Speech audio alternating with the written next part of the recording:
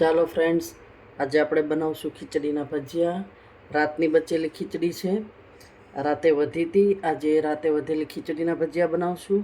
એના માટે આપણે લીધી છે ખીચડી. આ છે ધાણા, એ ખીચડીમાં ઉમેરી દઈશું. આ છે આદુ લસણ મરચાંની પેસ્ટ, એ પણ ખીચડીમાં ઉમેરી દઈશું. ચણાનો લોટ, એ પણ ઉમેરી દઈશું. મિક્સ કર્યા પહેલાં આપણે કડાઈમાં તેલ મૂકી દઈશું ગરમ થવા.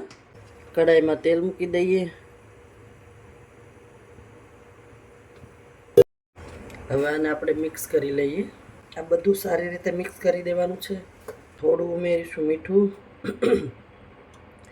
ખીચડીમાં ઓલરેડી મીઠું હોય છે એટલે બહુ નહીં નાખીએ.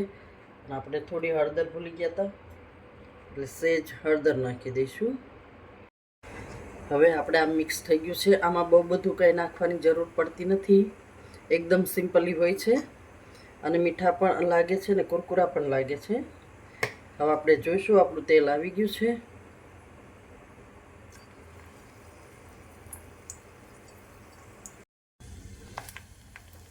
હવે આવી રીતે એક એક કરીને મૂકી દેવાના છે.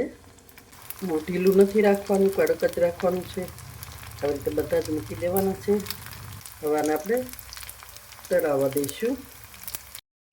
હવે આપણે આ બ્રાઉન કલરના થઈ ગયા છે. હવે આને ઉતારી લઈશું આપણે. આ ભજીયા ક્રિસ્પી અને કરારા થાય છે અને મસ્ત લાગે છે. એકવાર બનાવજો.